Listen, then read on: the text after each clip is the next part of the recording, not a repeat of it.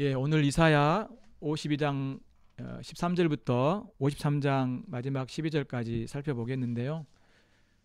이사야는 이제 주전 약 740년부터 618년까지, 그러니까 우시야 왕이 죽고 또 아시리아 사네립 왕이 죽을 때까지 이제 선지자로 사역을 했습니다. 그는 이제 유다와 예루살렘에 대한 심판과 이제 구원의 말씀을 이제 전한 선지자인데요. 그가 예언한 시대는 잠깐 아까 이제 그가 어떻게 활동했는지 잠깐 이야기했지만 아수르와 그다음에 바벨론 포로 귀환, 그리고 예루살렘이 회복되고 또 그 너머까지 그리스도께서 오시고 또 종말까지 예언하고 있는 내용인데요. 보통 이사야는 66장까지 이렇게 되어 있고 1장부터 39장까지가 이제 전반부고 40장부터 마지막 66장까지가 이제 후반부인데요. 그래서 아수르에 대한 내용들은 1장부터 39장까지 나오고, 그 다음에 이제 바벨론, 그러니까 아수르에서 심판받을 것에 대한 내용이 1장 39장까지 주로 심판에 관한 내용이 나오고요. 40장부터 이제 66장까지는 바벨론 포로 귀환, 예루살렘 회복, 그리고 이제 그리스도를 통한 구원과 또 종말에 관한 내용들은 이제 마지막 40장부터 66장까지 나옵니다. 그러니까 이제 앞의 내용은 주로 심판에 대한 내용이고 뒤의 내용은 주로 이제 구원에 관한 내용인데요. 우리가 이제 특별히 오늘 다룰 부분은 이제 이사야 52, 53장인데 이 부분은 여호와의 종에 관한 내용입니다. 사실 이사야는 그리스도께서 오실 것에 대한 예언을 많이 하고 있죠. 대표적으로 이사야 7장에 보면 처녀가 잉태하고 또 그분이 임마누엘이라 될 거라고 말씀하고 있고, 또 9장에서는 한 아기가 오실 것을 말씀하시면서 이제 그분이 어떻게 통치하실 것을 말씀하고 있고요. 또 11장에서는 이새의 줄기에서 한 싹이 날 거라 하면서 그리스도에 오실 것을, 다윗의 후손으로 오실 것을 말씀해 주고 있고, 40장에서는 이제 여호와의 길을 준비한 세례 요한을 하면서 언급하면서 그리스도께서 오실 것을 또 이렇게 준비할 것을 말씀해 주고 있고요. 그리고 이제 특별히 이제 40장부터 55장까지 보면 여호와의 종에 대한 내용이 쭉 나와요.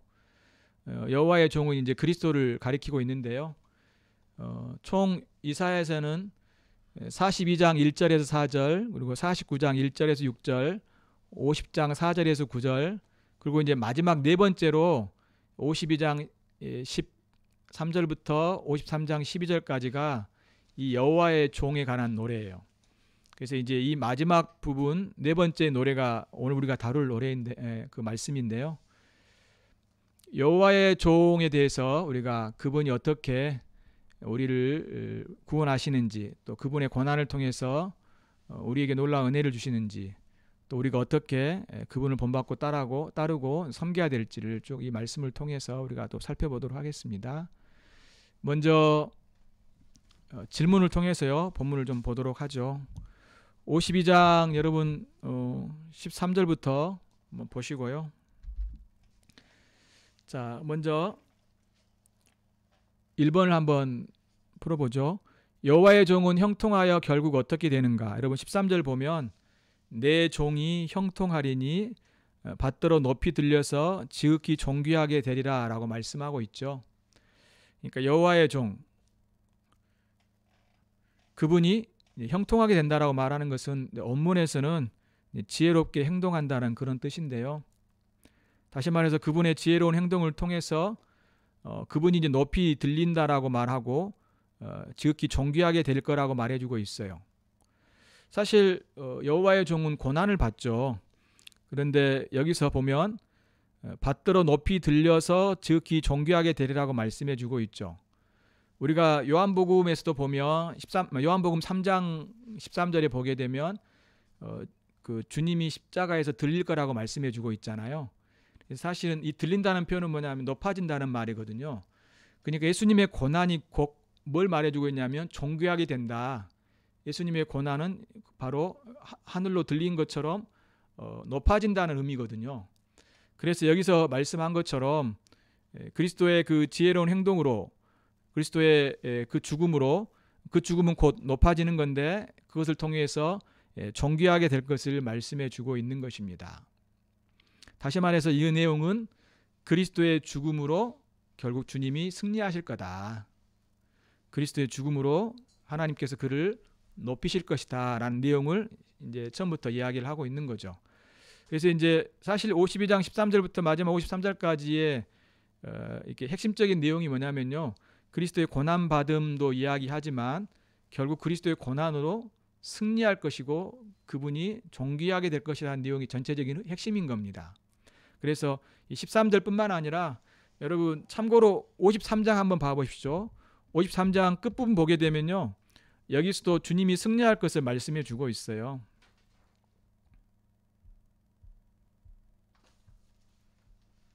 자, 여러분 10절부터 보면요. 53장 10절 보면 미리 먼저 보겠습니다. 여호와께서 그에게 상함을 받게 하시기를 원하사 질고를 당하게 하셨은즉 그의 영혼을 속건 제물로 드리기에 이르면 주님이 죽으신 거잖아요. 그가 씨를 보게 되며 그의 날은 길 것이요 또 그의 손으로 여호와께서 기뻐하시는 뜻을 성취하리로다. 자, 이 말이 무슨 말이냐면 이제 그리스도의 죽음을 통하여서 그의 씨를 본다는 것은 이제 많은 주님의 백성들이 이제 믿고 하나님의 백성 안으로 들어온다는 말이겠죠. 또 그의 날은 길 것이라는 것은 이 말 아래는 예수 그리스도의 부활이 함축적으로 나와 있어요. 지금 53장 10절입니다. 그리고 이제 하나님의 뜻을 이룰 거라고 말씀해 주고 있고요. 그리고 이제 11절 보게 되면 자기 영혼에 수고한 것을 보고 만족하게 여길 것이고, 그러니까 주님이 그 죽음을 통해서 결국 승리하시니까 굉장히 만족하시는 거죠. 또 나의 의로운 종이 자기 지식으로 많은 사람을 의롭게 하신다라고 말씀해 주고 있어요. 결국은 그리스도의 죽음을 통하여서 자기 백성들을 구원하실 것을 말씀해 주고 있거든요. 이제 12절에서 이제 극치가 나오는데요. 그러므로 내가 그에게 존귀한 자와 함께 몫을 받게 하며 강한 자와 함께 탈취한 것을 나누게 하리니. 이게 뭘까요? 그러니까 탈취한 걸 나눈다는 것은 전쟁에서 승리해가지고 전리품을 얻어서 베풀어 나눠준다는 거거든요. 결국은 여기서 말하고 있는 것은 그리스도께서 결국은 고난을 통해서 승리하고 높아지고 자기 백성들을 구원하실 거에 대해서 말씀해 주고 있는 거죠. 그래서 이 52장 13절부터 53장 12절까지의 그 처음과 끝은 그리스도의 고난을 통해서 결국은 승리하고 높아질 것에 대한 이야기를 이렇게 하고 있고, 이 고난을 통한 승리로 전체를 쫙 감싸고 있어요. 그런 내용이라는 거죠. 자, 아무튼 그렇게 여러분이 이해하시면서요, 좀 더 살펴보도록 하죠. 자, 다시 우리 52장으로 돌아가서 52장 여러분 14절 15절 보면요, 여기 보면 이제 사람들이 이제 여호와의 종을 보고 놀란다는 내용이 나와요. 14절 15절 한번 제가 읽어볼게요. 전에는 그의 모양이 타인보다 상하였고 그의 모습이 사람들보다 상하였으므로 많은 사람이 그에 대하여 놀라거니와. 이것은 이제 그리스도의 고난 당함을 말해주고 있잖아요. 이제 그리스도께서 고난을 당하시고 하나님의 심판을 받고, 그런데 이제 사람들이 그러한 모습을 보고 놀란다라고 이야기합니다. 그리고 15절 보면 그가 나라들을 놀라게 할 것이며 왕들은 그로 말미암아 그의 입을 봉하리니 이는 그들이 아직 그들에게 전파되지 아니한 것을 볼 것이요 아직 듣지 못한 것을 깨달을 것입니다라고 쭉 말씀해 주고 있어요. 자, 이것은 이제 그리스도의 이 죽음을 통하여서 하나님이 자기 백성들을 구원하신 것을 이제 그들이 나중에 그걸 보고 이제 놀라고 정말로 그 하나님이 행하신 놀라운 구원의 역사가 얼마나 큰지 예상하지 못했던 일이 일어났기 때문에 그들이 입을 다물게 되며 결국은 이런 하나님의 놀라운 죽음을 통한 자기 백성들의 구원이 얼마나 하나님의 큰 지혜와 능력인지를 나중에 알게 되어서 그들이 놀라게 될 거라고 말해주고 있는 겁니다. 그러니까 그리스도의 구원이 너무 크기 때문에 당신은 모르고 그리고 또 다 헤아릴 수는 없지만 나중에 많은 사람들이 그리스도의 구원을 깨달은 이후 그들이 주님께 돌아올 뿐만 아니라 그들이 주님이 행하신 일들을 놀라며 또 감사하며 찬양하게 될 것을 여기서 말씀해 주고 있는 거예요. 더 놀라운 건 뭐냐면요, 여기서 그가 나라들을 놀라게 할 것이라는 이런 표현요. 15절에 보면 이 놀라게 한다는 단어가 원문에서는 뿌린다는 의미예요. 뿌린다. 예수 그리스도의 죽음을 통하여서 주님의 놀라운 능력을 나타내며 자기 백성들을 구원하심으로 많은 사람들을 놀라게 할 것을 말씀해 주고 있는 것이죠. 이렇게 그리스도의 죽음은 참으로 다 이해할 수 없고 또 그분의 놀라운 구원의 역사가 얼마나 큰지를 알 때 이제 감격하고 또 결국 입을 다물면서 하나님의 놀라운 신비와 능력을 이제 높일 것을 여기에서 말씀해 주고 있는 것이죠. 자, 다시 이제 53장으로 넘어가 보죠. 53장으로 넘어가 보면요. 1절, 2절, 3절 한번 보죠. 여기 보면 우리가 전한 것을 누가 믿었느냐? 여호와의 팔이 누구에게 나타나느냐? 이제 누구를 통해서 하나님이 자기 백성들을 구원하시고 또 그분이 어떤 분이신지를 이제 환기시키면서 말을 하고 있죠. 그러면서 2절부터 이제 그분이 누군지를 소개를 합니다. 그는 주 앞에서 자라나기를 연한 순과 같고 마른 땅에서 나온 뿌리 같아서 고운 모양도 없고 풍채도 없은즉 우리가 보기에 흠모할 만한 아름다운 것이 없도다. 그는 멸시를 받아 사람들에게 버림을 받으며 강고를 많이 겪었으며 질고를 아는 자라 마치 사람들이 그에게서 얼굴을 가린 것 같이 멸시를 당하였고 우리도 그를 귀히 여기지 아니하였다라고 말을 해주고 있습니다. 자, 1절에서 이제 하나님의 팔, 하나님의 구원, 하나님의 능력이 누구에게서 나타났는가라고 이야기하면서 그분을 소개하는데 2절, 3절에서는 사람들이 보기에 그분은 어떤 분이었을까요? 한번 보십시오. 주 앞에 자라나기를 연한 순과 같고 마른 땅에서 나온 뿌리 같아서, 이 비유적인 표현이죠. 연한 순은 어때요? 정말 약한 거죠. 마른 땅에서 나온 뿌리라는 건 뭐예요? 줄기죠. 줄기. 사실은 줄기란 말인데 마른 땅에서 나온 줄기, 곧 죽을 수밖에 없는 그런 연약한 거잖아요.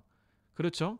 그러면서 이제 그런 비유적인 표현을 쓴 다음에 좀 더 구체적으로 이야기합니다. 고운 모양도 없고 풍채도 없고 흠모할 만한 것이 없다는 거죠. 결국은 예수님은 어떤 분이시라는 것, 여호와의 종은 어떤 분이라는 걸 여기서 언급해 주고 있습니까? 사람들이 기대하지 않고 거들떠보지도 않고 사람들이 무시하고 관심도 없는 그런 분이라는 걸 여기서 말을 해주고 있어요. 그런데 어때요? 여호와 앞에서 자라난다는 걸 통해서 이제 주님이 그렇게 무관심하고 또 보잘것없는 분처럼 사람들이 평가를 하지만 주님 앞에 있기 때문에 결국 주님이 어떻게 일을 하실 것인지를 이제 암시해주고 있는 걸 볼 수 있어요. 예수님도 어때요? 이 땅에 오셨을 때 이제 나사렛 예수라고 이렇게 칭호를 붙이면서 사람들이 무시했죠. 그 당시에는 예루살렘이 중심이었기 때문에 변방 지역, 이방인의 땅과 같은 그 나사렛 지역에서 예수님이 이제 활동을 이렇게 생활을 하셨잖아요. 어렸을 때부터 생활하시고. 근데 그곳에서 왔다 가니까 사람들이 얼마나 무시했습니까? 결국 이제 사람들이 예수님을 나중에는 이제 많은 기적과 능력을 행해서 따랐지만 결국 예수님을 죽음으로 몰아세우고 또 죽게 하고 죽이라고 이야기하면서 예수님을 결국은 이제 무시하고 천대하고 함부로 대하는 모습이 나타나잖아요. 이렇게 사람들은 예수님을 무시하고 또 함부로 대하고 거들떠보지 않았다는 걸 여기서 말씀해 주고 있습니다. 그러면서요, 여러분 4번 보면 여호와의 종은 우리의 질병과 아픔을 짊어지셨다. 하지만 우리는 그를 어떻게 생각했는가? 또 이제 사람들이 어떻게 평가를 했냐면요. 4절 보시면 그는 실로 우리의 질고 우리의 고통, 질병을 지고 우리의 슬픔을 당하셨죠. 우리의 정말 고통을 당하셨거든요. 그런데 사람들은 어떻게 생각했냐면 그걸 하나님의 심판, 그가 자신이 죄를 지었기 때문에 그러한 일을 겪고 있다라고 이렇게 평가를 한 것이죠. 그래서 우리는 생각하기를 그는 징벌을 받아 하나님께 맞으며 고난을 당한다 했나라고 이렇게 말씀해 주고 있어요. 예수님이 우리를 위해서 죽으시고 우리를 위해서 고난 당하신 이 모든 것들을 향해서 결국은 자신의 죄 때문에 하나님의 심판을 받고 있다라고 지금 여기서 이야기를 하고 있는 거라는 거죠. 그러니까 예수님의 고난당함과 예수님의 죽음의 의미를 그들은 자신들 때문인 걸 모르고 예수님 자신에게 책임을 돌리고 있는, 그러니까 예수님의 고난과 죽음의 의미를 모르고 예수님을 함부로 말을 하고 있는 그런 모습을 여기에서 볼 수 있죠.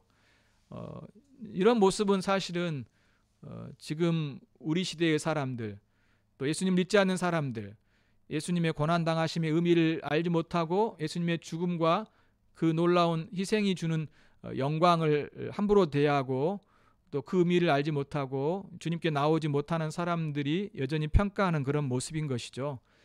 그런 면에서 주님은 지금도 사람으로부터 무시와 또 천대를 받고 있는 걸 볼 수 있습니다. 자, 그러면서요,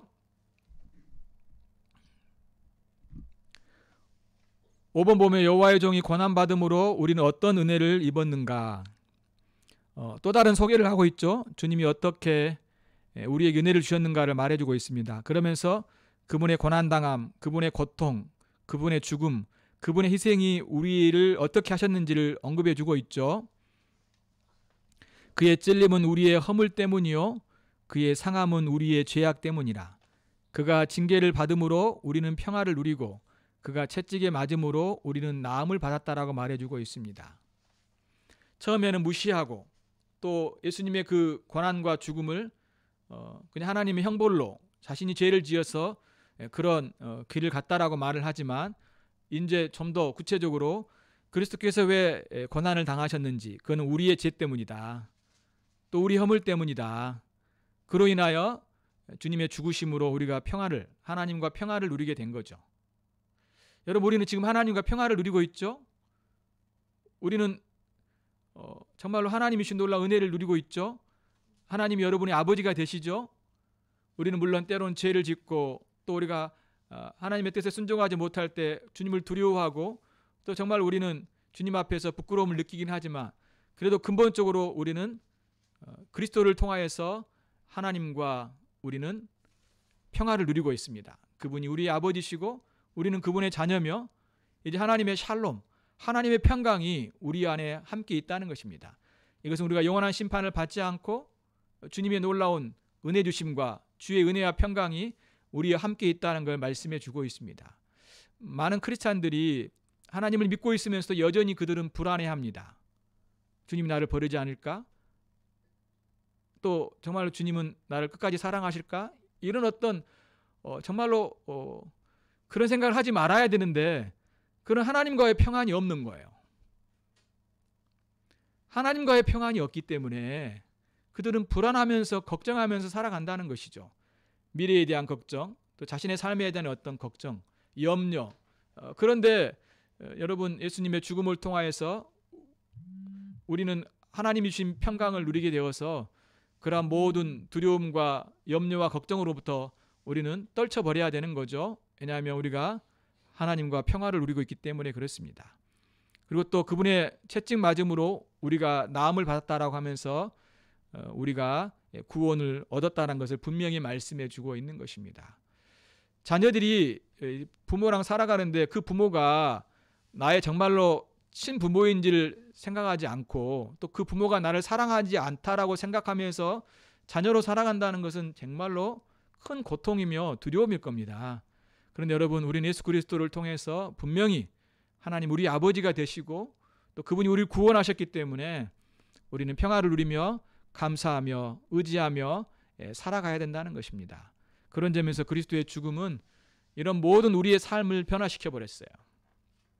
모든 불안으로부터, 모든 저주로부터 오히려 평화로, 모든 축복으로 바꾸어 놓으셨죠.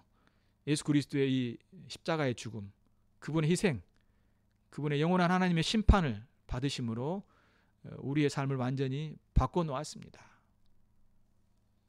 우리는 완전히 이전의 삶과 전혀 다른, 예수님을 모르고 예수님을 믿지 않는 어떤 그의 삶과 전혀 다른 우리는 삶을 지금 살고 있다는 겁니다. 다시 말씀드리지만 그리스도를 믿기 전의 삶과 그리스도 이후의 삶은 완전히 바뀌어져야 돼요, 여러분. 근데 이것을 아직 완전히 바꾸지 못하는 사람들이 많다는 거죠. 아직 하나님과 이 평화, 하나님과 은혜, 그분을 아버지로 모시면서 살아가는 이 기쁨, 감격, 감사를 가지고 살지 못하기 때문에 여전히 불안해서 살아가는 거죠. 그들이 예배를 드리고 기도를 하고 어떤 행동을 하는 것도 다 단순히 하나님께 잘 보이고 뭔가를 해야지만 인정받을 수 있다는 이런 굉장히 뭐랄까요, 아버지로 생각하지 않는 그런 모습을 가지고 신앙생활을 한다는 거죠. 그런데 그리스도의 죽음은 우리의 지위, 우리의 삶, 주님이 주신 이 모든 것들을 다 바꿔 놓아 버렸어요. 여러분은 하나님과 평화를 누리게 되고 하나님의 구원 안에 있는 놀라운 복된 자가 되었다는 걸 여러분이 그리스도의 죽음을 통해서 확실히 믿으시기 바랍니다. 자, 그리고요 6절에 보게 되면요, 6절과 10절을 한번 보죠. 우리는 다 양 같아서 그릇 행하여 각기 제 길로 갔거늘 여호와께서는 우리 모두의 죄악을 그에게 담당하셨도다. 자, 이것은 이제 같은 앞의 내용과 연결이 되죠. 우리의 죄 때문에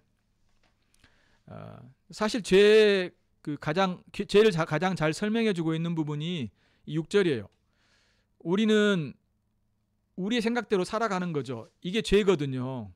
하나님의 법을 어기는 것이 죄잖아요.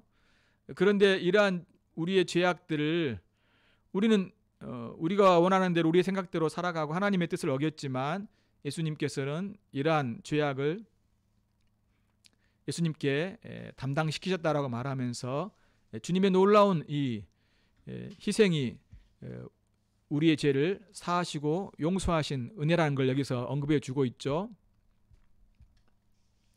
그리고 이제 여러분 7절에 보게 되면 그분이 십자가 고난을 받고 십자가에서 죽으실 때 어떻게 하셨는지를 여기서 말씀해 주고 있어요. 7절 같이 한번 읽어보겠습니다. 시작. 그가 곤욕을 당하여 괴로울 때도 그의 입을 열지 아니하였으며 마치 도수장으로 끌려가는 어린 양과 털 깎는 자 앞에서 잠잠한 양같이 그의 입을 열지 아니하였도다. 예수님은 고난을 받으셨죠. 예수님은 십자가 위에서 죽으셨습니다. 사람으로부터 무시를 받았고 제자들로부터 버림을 받았고 많은 사람으로부터 비웃거리가 되고 조롱거리가 되었죠. 그런데 예수님은 어때요? 그 고난과 그 희생과 고통 중에도 그는 원망하고 불평하지 않고 오히려 침묵하시면서 그 길을 가셨죠. 베드로가 칼을 들어 어때요? 예수님을 막아보려고 했지만 예수님께서는 오히려 그 칼을 거두라고 말씀하셨고요. 또 예수님은 그 산헤드린 법정에서도 별 말씀을 하시지 않았어요. 거의 침묵하셨습니다. 몇 마디만 하시고 오히려 당당하게 그 길을 가셨던 걸 볼 수 있죠. 그래서 사람들이 예수님이 자신을 변론하지 않은 걸 보고 이상하게 여겼어요. 그리고 헤로데에게 넘겨지고 그리고 십자가 위에 죽으실 때도 주님은 별 말씀하시지 않았어요. 그리고 오히려 주님은 십자가 위에서 저들의 죄를 용서해달라고 하시면서 그것을 포함해서 7마디의 말씀만 하시고 돌아가셨죠. 이렇게 주님은 고난을 받으실 때 묵묵히 주의 말씀에 순종하시면서 그 길을 가셨던 것을 볼 수 있습니다. 이런 점은 우리에게도 참으로 우리가 고난이 있고 어려움이 있을 때 묵묵하게 하나님을 의지하면서 주의 뜻을 행하는 심정으로 우리가 잠잠히 주님을 닮고 주님을 따라서 가는 것이 필요한 것을 우리에게 보여줍니다. 여러분, 고난 중에 너무 슬퍼하지 마십시오. 고난 중에 너무 원망하지 마십시오. 삶 힘들다고 너무 여러분 하소연하지 마십시오. 하나님이 계시지 않는 것처럼, 하나님이 여러분을 도와주지 않는 것처럼 생각하지 마십시오. 하나님이 여러분의 마음을 훨씬 이해하시고 주님께서는 여러분보다 훨씬 더 많은 고난을 받으셨기 때문에 여러분의 마음을 헤아리십니다. 그러므로 여러분이 정말 주님을 믿는다라면 지나친 슬픔보다도 주님을 의지하시면서 어렵고 힘든 길도 여러분이 묵묵히 주님을 의지하시면서 기도하시면서 그 길을 가시는 여러분이 되시기를 바랍니다. 자, 그리고요, 여러분 9절에 보게 되면 이제 주님의 죽음과 그 죽음 이후에 있는 그 무덤에 묻히신 이야기를 하고 있어요. 9절 같이 한번 읽어보겠습니다. 시작. 그는 강포를 행하지 아니하였고 그의 입에 거짓이 없었으나 그의 무덤이 악인들과 함께 있었으며 그가 죽은 후에 부자와 함께 있었도다. 그렇죠. 그분은 모함을 당하고 희생을 당하였지만 사람들에게 악한 일과 또 폭력적인 것과 또 자기 방어하는 그런 어떤 태도를 취하지 않으셨죠. 오히려 의롭게 하나님의 뜻에 순종했던 걸 볼 수 있어요. 그리고 여기서 보게 되면 예수님은 십자가에서 죽으실 때 혼자 죽으신 게 아니라 좌우에 죄인들과 함께 죽었죠. 이사야 53장 9절에서 분명히 예수님의 그 죽음의 현장을 여기에서 예언해 놓고 있는 걸 볼 수 있습니다. 그의 무덤이 악인과 함께 있었다라고 말하면서 그분이 죄인들과 함께 죽었고 또 그분은 죄인 취급받았다는 걸 여기서 분명히 말씀해 주고 있죠. 그리고 또 한 가지 더 있죠. 그가 죽은 후에 부자와 함께 있었다라고 말씀해 주고 있습니다. 자, 이것은 우리가 알듯이 아리마대 요셉이 부자죠. 빌라도에 와가지고 예수님의 시체를 달라고 하죠. 그러면서 자기의 무덤을 내어줍니다. 그래서 예수님께서 그 부자의 무덤에 묻히게 되죠.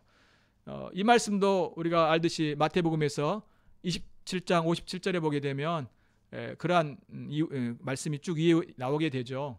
이렇게 주님이 죄인들과 함께 죽고 또 주님이 부자의 그런 무덤에 묻히게 될 내용들을 이미 이사야 53장 9절에서 예언해 놓고 있는 걸 볼 수 있습니다. 자, 이것은 우리에게 뭘 교훈해 주고 있을까요? 참으로 주님은 사람으로부터 죄인 취급을 받았다는 걸 분명히 보여주고 있는 거죠. 정말로 주님은 무시당했죠. 그렇지만 예수님께서 부자의 묘에 이렇게 묻혔다는 것은 그걸 뭘 말해줄까요? 그것은 예수님의 높아지심을 말해주고 있는 겁니다. 예수님의 높아지심. 그분의 정말로 하나님이 그를 이렇게 죄인 취급받았지만 부자의 묘에 이렇게 묻히게 하심으로 그를 존귀케 하시고 부자가 강조가 아니라 그를 존귀케 하신 거죠.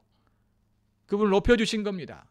그의 죽음을 정말로 영광스럽게 하셨던 걸 여기서 볼 수 있다는 것입니다.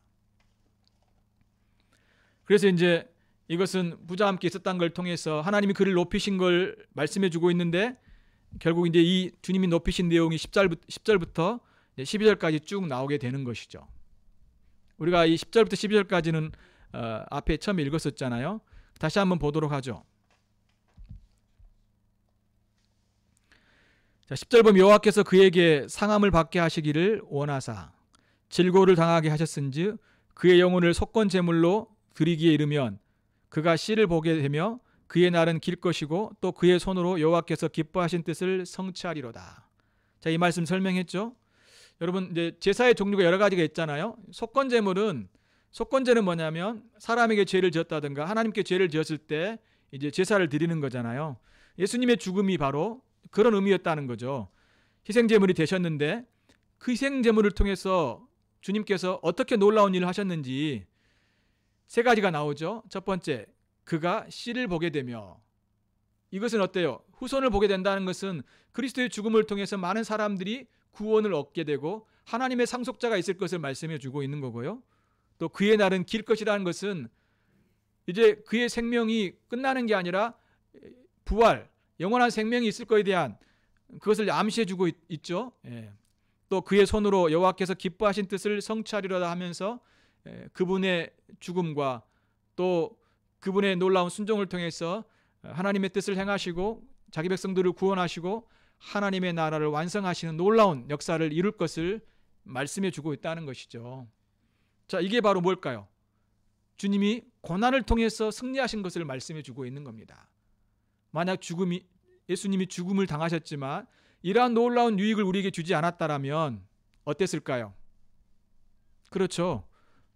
주님이 승리하였다라고 말할 수 없겠죠. 그렇죠? 그렇지만 주님께서 승리하셨기 때문에 이러한 놀라운 역사와 능력을 나타내신 것을 볼 수 있습니다. 11절에도 그러한 내용들이 나오는데요. 그가 자기 영혼에 수고한 것을 보고 만족하게 여길 것이요 나의 의로운 종이 자기 지식으로 많은 사람을 의롭게 하며 또 그들의 죄악을 친히 담당하리로다. 자, 이제 8번의 내용인데 여호와의 종은 무엇으로 그 백성을 의롭게 하셨죠? 자기 지식으로 많은 사람을 의롭게 하셨다라고 말씀해 주고 있습니다. 하나님의 뜻에 순종하심으로. 그렇죠? 주님은 하나님의 뜻을 아셨고 그게 지식인데 그 뜻에 순종하심으로 그 복음을 통하여서 그를 믿는 자들을 주님이 의롭게 하시는 놀라운 역사를 보여주셨다라고 말씀해 주고 있습니다. 이렇게 주님은 고난과 하나님의 뜻에 순종하심으로 우리를 의롭게 하셨습니다. 그래서 우리는 그분을 믿음으로 이런 놀라운 칭의를 얻게 되는 선물을 받게 되는 것이죠. 자, 이것이 바로 주님의 그 고난을 통한 승리인 것입니다. 고난을 통한 구원인 것이죠. 그 다음에 마지막으로요, 이제 주님이 어떤 일을 하셨는지를 보죠. 12절. 그러므로 내가 그에게 존귀한 자와 함께 몫을 받게 하며 강한 자와 함께 탈취한 것을 나누게 하리니 이는 그가 자기 영혼을 버려 사망에 이르게 하며 범죄자 중 하나로 헤아림을 받았습니다. 그러나 그가 많은 사람의 죄를 담당하며 범죄자를 위하여 기도하였다라고 말씀해 주고 있습니다. 여기 이제 그러므로 내가 그에게 존귀한 자와 함께 몫을 받게 하며 강한 자와 함께 탈취한 것을 나누게 한다는 이 표현은 보통 이제 이것은 이제 주님의 승리를 통해서 주님이 승리하여서 이 전리품, 전쟁에서 얻게 된 것들을 이제 자기 백성들과 함께 나누는 그런 내용이기도 하고요. 또 다른 해석은 뭐냐면 주님의 이 구원을 통해서 자기 백성들을 구원하셨다. 자기 백성들을 갖게 하셨다. 왜냐하면 이제 주님의 구원을 통해서 얻게 된 것이 우리잖아요. 그렇죠? 주님의 이 승리를 통해서 얻게 된 게 우리거든요. 그래서 이제 우리에게도 주실 뿐만 아니라 우리가 바로 그러한 놀라운 그런 몫이다라는 걸 여기서 말씀해 주고 있는 것이에요. 하나님께서 예수 그리스도에게 그분의 고난과 순종을 통해서 자기 백성을 주신 거예요. 승리를 통해서 하나님이 그리스도에게 우리를 주신 거죠. 전쟁에서 승리를 얻어서 전리품을 얻은 것처럼 우리가 바로 그러한 그리스도의 놀라운 선물이고 또 우리가 또한 주님의 승리의 증거라는 것을 여기에서 말씀해 주고 있습니다. 그리고 마지막에 우리를 위해서 기도하신다라고 말씀해 주고 있죠. 그가 많은 사람의 죄를 담당하며 범죄자를 위하여 기도하였느니라 라고 말씀해 주고 있습니다. 자, 정리를 해보죠. 52장 13절부터 53장 전체적인 내용은 그리스도의 고난을 통해서 승리하시는 주님이 영광 받으시는 내용입니다. 그러면서 그 안 핵심이 뭐냐면요, 주님은 무시를 당하고 천대를 받았지만 주님은 고난을 당하셨지만 그 천대와 고난당함은 자기 백성들을 구원하기 위한 놀라운 대속제물이셨다. 그것을 통해서 우리를 의롭게 하시고 우리를 구원하시고 우리에게 생명을 주고 우리가 하나님 앞에 서게 하시는 놀라운 은혜를 베푸셨다. 그래서 그분은 참으로 그분의 고난은 영광스럽고 존귀하며 놀랍고 위대한 것이다. 그래서 우리가 늘 그분의 고난을 감사하며 찬양하며 우리도 어떻게 해야 될까요? 이 땅에 당하는 여러 가지 어려움들, 고난, 그걸 여러분 나쁘다 아니면 피해야 된다, 왜 내게 이러한 일이 있는가라고 생각하지 마십시오. 그것은 오히려 고난을 통해서 하나님의 뜻에 순종하고 고난을 통해서 하나님의 영광과 고난을 통해서 자기 백성들을 구원하신 것처럼 하나님은 우리가 살아가는 동안 우리가 그리스도를 따라서 고난을 받지만 그 고난은 정말로 하나님을 드러내며 또한 이것을 통해서 하나님의 뜻을 이루고 이것을 통하여서 우리를 변화시키시고 또한 주님의 놀라운 역사와 능력을 나타내는 복된 사건이에요. 그렇기 때문에 이 땅에 살아가는 동안 고난의 문제를 어떻게 하면 해결할 것인가, 이것은 기독교의 신앙이 아니에요. 고난의 문제를 어떻게 없앨 것인가, 내게 고통, 내가 겪는 여러 가지 모든 것들을 다 없애는 것이 기독교의 신앙이 아니라 오히려 고난의 길을 가는 겁니다. 고난의 길을 감으로 하나님의 뜻을 드러내고 나의 고난을 통해서 다른 사람들에게 그리스도의 고난을 증거해주며 나의 고난을 통하여서 정말로 그리스도를 나타내며 우리의 고난을 통해서 우리를 주님이 연단시키시고 훈련시키시며 그리스도를 닮아가게 하며 우리의 죄를 죽이게 하시며 또한 오히려 그것을 통하여서 부활과 영광을 바라보게 하는 놀라운 하나님의 섭리의 도구로 사용하신다는 거죠. 근데 많은 사람들이 그 고난의 의미를 모르고 어떻게 하든지 고난을 피해보려고 기도하는 걸 볼 수 있어요. 가십시오, 여러분. 저도 그렇고 우리 모두도 이것은 주님이 주신 것이기 때문에 우리 모두가 그리스도를 믿을 때 겪는 여러 가지 어려움이 있죠. 그게 뭘까요? 주의 말씀에 순종하려고 할 때 우리는 여러 가지 어려움을 겪습니다. 복음을 전할 때 어려움을 겪고 주님을 위해서 헌신하려고 할 때 우리는 사람으로부터 인정받지 않을 수 있어요. 그렇지만 그 모든 것들이 다 주의 뜻이고 그것을 통해서 하나님의 선한 역사를 나타내는 수단이 된다는 것입니다. 다시 한번 여러분들이 우리도 그리스도처럼 똑같은 그런 어떤 죽음의 길을 갈 수 없지만 각자의 처한 환경 속에서 우리가 겪는 여러 어려움 속에서도 원망하고 불평하고 의심하고 염려하고 그러기보다 기도하고 하나님을 의지하며 믿음으로 또 주님의 섭리를 기억하면서 그리스도를 본받는 삶으로 나아가시기를 주의 이름으로 부탁을 드립니다. 함께 같이 이 시간 기도하도록 하겠습니다. 이 시간 기도할 때 그리스도의 권한은 여러분에게 어떤 의미가 있습니까? 주님, 우리에게는 권한을 주시지 마십시오. 이렇게 기도하는 것이 그리스도의 권한의 의미일까요? 결코 그렇지 않죠. 일반적인 고난도 당하고 또 예수를 믿으면서 여러분들을 겪습니다. 우리의 삶은 고난의 연속입니다. 그렇지만 주님, 이 고난을 통해서 주님께서 우리를 높이시고 당신의 뜻을 이룬 놀라운 수단이 됩니다. 다시 한번 우리가 묵묵히 주님의 길을 가고 또 주의 뜻을 행하는 자들이 될 수 있도록 같이 기도하고 싶습니다. 같이 기도하겠습니다. 하나님 아버지,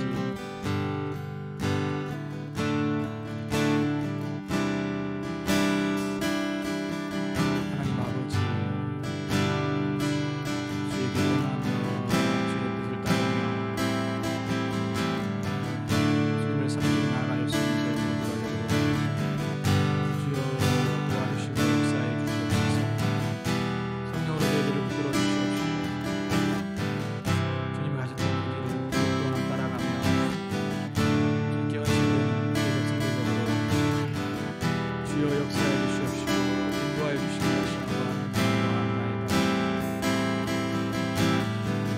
아버지요, 아버지요, 저희 교회와 저희의 삶, 저희 성도들의 삶이 아버지 문제 해결에 급한 것이 아니라 오히려 아버지 하나님 우리가 그 길을 나의 준비를 하고 준비를 따라갈 수 있는 그런 성도들로 주여 도와주시옵시고 역사에 주시옵소서.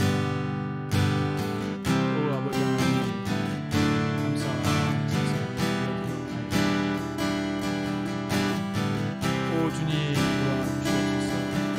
주의 자비와 은혜 나타내 주신 것이 간구합니다. 주님,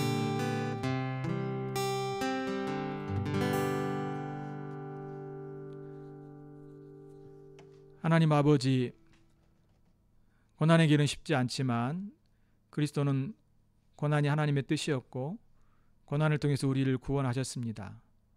아버지 하나님이여, 우리에게도 십자가의 길을 가라고 말씀하시고 주님께서도 우리에게도 주님 가셨던 길을 요구하셨던 것을 봅니다.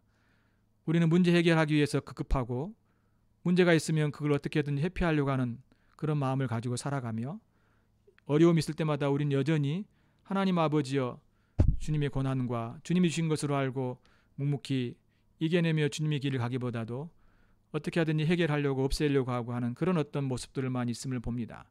그렇지만 분명히 하나님께서 우리에게 주신 많은 여러 어려움들과 고난 속에서도 하나님이 하시고자 하는 뜻이 있고 우리가 묵묵히 주님께 순종하며 기도하며 주의 뜻을 따라갈 수 있도록 주여 도우시고 그 안에서 우리가 참고 인내하며 또한 감사하며 즐거움으로 주의 길을 갈 수 있는 우리 모두가 되게 하여 주시옵소서.